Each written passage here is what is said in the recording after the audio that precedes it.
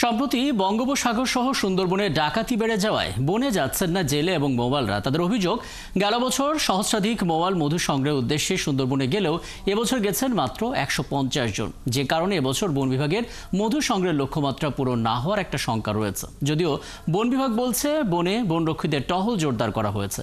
সংবাদদাতা নজরুল ইসলাম আকনের তথ্য এবং ছবিতে প্রতিবেদন। প্রতিবছর ১ এপ্রিল থেকে সুন্দরবনে মধু আহরণ মৌসুম শুরু হয়, আর এ সময় ব্যাপক উৎসাহ উদ্দীপনা নিয়ে মধু সংগ্রহের জন্য বনে যায় মৌয়ালরা। ২ থেকে ৩ মাস বনে থেকে মধু সংগ্রহ করেন তারা।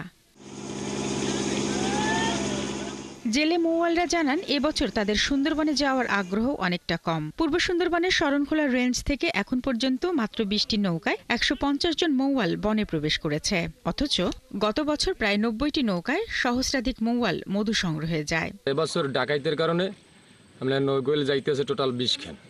ডাকাইতের ভয়তে আর কি নৌকোদুন যাইতেছে না। ডাকাইতে আতঙ্ক বেশি, অর্ধেক নৌকো আমাদের জঙ্গলে যাইতেছে না, শুধু ডাকাইতের আতঙ্কার কারণে। সুন্দরবনে বাঘ আছে, কুম্ভীর আছে, আমরা তা ভয় করি না। ভয় করি আমরা জলদস্যু ভয় করি। এরা পাইলে আমাদের মাইট দৌড় করে, টাকা পয়সা নিয়ে যায়। মধু ভাঙার জন্য সরকারের জন্য আমি নিবেদন জানাই যে আমরা নির্ভীকভাবে মধু ভাঙতে পারি। আবার দস্যুদের ভয়ে লাখ লাখ টাকা দাদন দিয়ে ঝুঁকি নিতে চাচ্ছেন না মধু ব্যবসায়ীরাও। বছর ডাকাইতের বইতে যাই নাই, জানলে ধরিয়ে নেয়, অপহরণ করে ধরিয়ে নিয়ে পিডিয়ায় টাকা পয়সা চায়। এই জন্য বছর আর মৌ ভাঙতে যাওয়া হয়নি।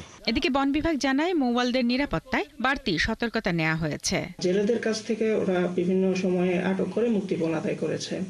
এখন সেই বিষয়ে আমরা এবার খুব সতর্কতা অবলম্বন করেছি। এই কারণে আমাদের বিভিন্ন ক্যাম্প আছে এবং ক্যাম্প এবং স্টেশনগুলোকে সার্বক্ষণিকভাবেই এই মৌয়ালদের বিষয়টাতে নজরদারির মধ্যে রাখতে বলা হয়েছে।